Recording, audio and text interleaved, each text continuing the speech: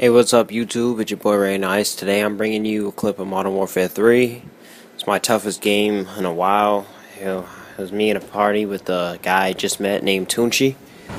This guy's a straight-on killer. When I say straight-on killer, I mean he is just a beast at killing. Like, at first we didn't really get along. I'm not going to go into that story. I have another story to tell. But after a while, we started talking, then added each other's friends. Then we decided to play on the same team. It was us versus a full party. Alright, let me get into the story. So the name of it is Should I Be Alive?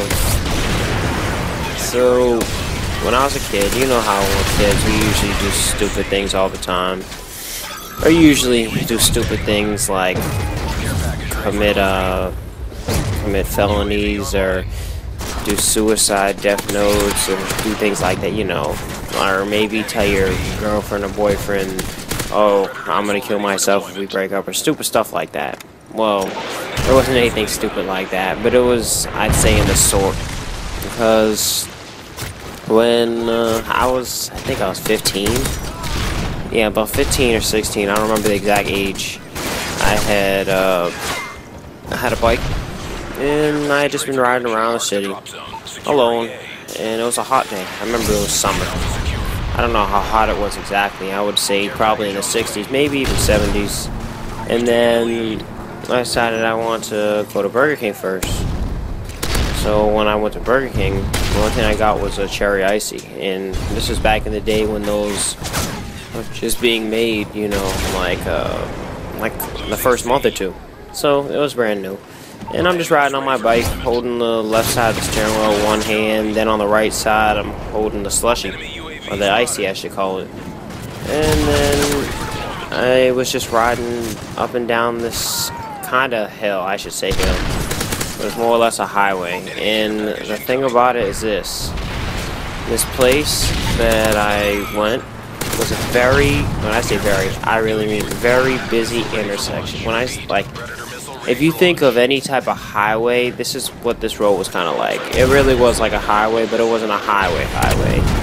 It was just, yeah, it was just like that. It's just like a highway, but it wasn't a highway. It was a road that would go up above all the lower ground level, and you could see it like like trains and the railroad tracks when they're above the ground. And it just so happens that I was riding down one point. I rode down it already like 4 times. I was just having fun. Just trying to get a speedy ride down. I was riding down it at one point. And then I was drinking my slush at the same time. And I don't know what happened, but you know how you can get brain freezes? Well, I just went brain neutral and just totally lost sight of everything. Like, you know how you blank out when you're in class and you don't even know it? I just had a blank out on the bike. Now, I was riding on the sidewalk, just to be safe anyway, but there were no cars coming. Every time I went down, I made sure I go down when there were no cars coming, because I wanted to be safe, just a little bit anyway. When I had this brain neutral moment, I didn't realize it. I was on the left side of the road. I mean, not road, I was on the left side of the sidewalk. And if anyone remembers, since all in America, everything's on the right side, the left side of the sidewalk will be the side with all the poles and the fire hydrants and the mailboxes and everything else. Guess what? There was a pole waiting on the left side of the highway, or this high road, I should say, specifically on this street. And it gets even worse to know that was the only pole on the sidewalk. So I went very neutral, and then I hit this pole. Now, the first thing you're thinking is, holy crap, did I hit my head? No, actually, this is where I'm thinking it got even worse than me just hitting my head on a pole. I not only flew off, I hit my knee on the pole, my right knee, and then I flew into the street, somehow didn't hit my head, hit the back of my back, rolled about 10 to 15 feet, my bike got slightly damaged, the wheel got a little bent, and when I got up, there was huge cuts on both of my knees, and then I didn't know what to do. There was slushy all over the right side of my arm, and I knew that being a religious person, I was gonna say this was God's doing to stop me from getting more hurt than I could get hurt. Because if I didn't, I would definitely scratch my arm up as well. Because if you can imagine this, I flew forward, hit my right knee, went sideways a little bit, and then slid a little bit, just slightly a little bit, enough just to scratch or just like tear off your skin, slightly on my right. And then it just so happens, I was like, that hurt. I didn't know what happened, and I looked up and I seen all the red slush all over the right side of the road. And then I went to get up, but my legs couldn't lift me. They were like devastated out of that, just out of that small collision. The fact that I hit my knee on the pole and then they scratched both of them up on the ground, that was enough just to stop me from walking. And then I'm thinking, oh man, I hope no cars are coming. But at the same time, I wasn't thinking that, because I'm like, how am I going to get off the street? Because I'm already on the right side of the road, kind of close to the sidewalk, but I can't get up. So I kind of crawl over to the sidewalk, and I see my bike, and then I kind of crawl over there with just my hands. And then it just so happens, as soon as I get on the sidewalk next to my bike, the cars come.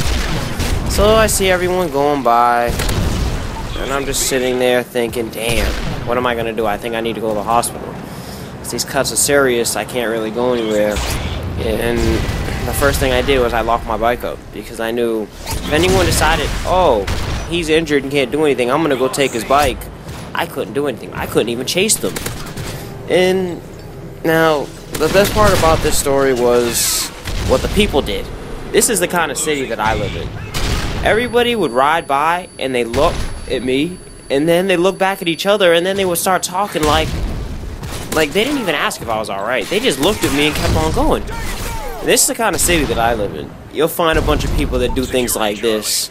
And throughout the whole 25 minutes I think I was sitting there, I didn't get asked by anyone anything. But I called my mom. She brought me to the hospital that day. And I survived, obviously, because I'm still here today. I just want to share that story, because that story was one of the craziest things that happened in my life. And ever since then, I've actually avoided high roads on my bike. The only thing I go on with my bike now, which is very occasional too, is hills. That's because hills are one direction, and they're usually going down. If not going down, then I usually don't worry so much. I just be careful. But alright, YouTube. We've taken the lead.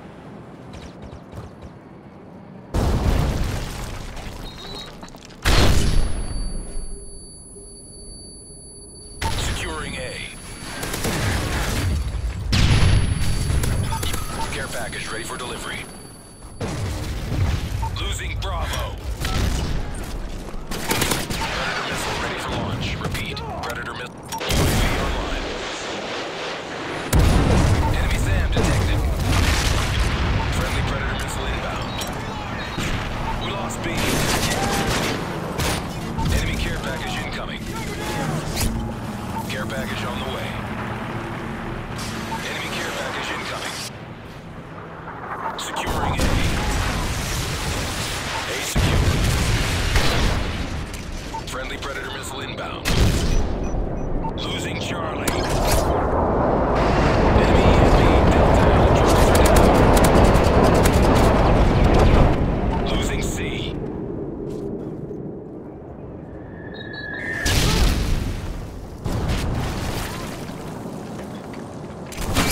We lost Charlie.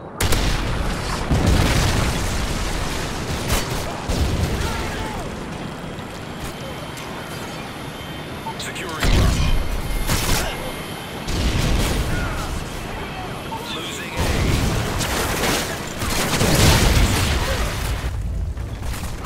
Cover me, I'm reloading!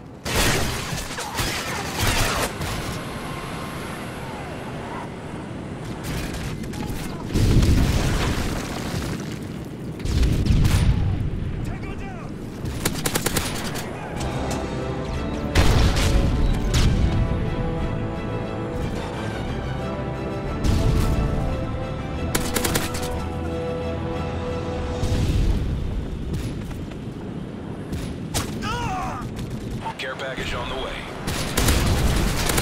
Losing A. Enemy EMP Delta Alpha. We lost Alpha.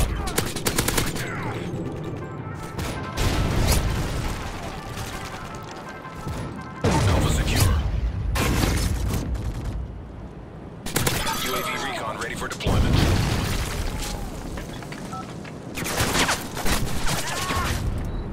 UAV recon standing by. Losing A. We lost Alpha.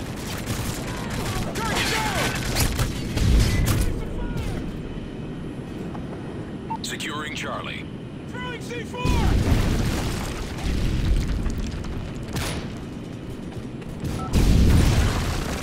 C secure.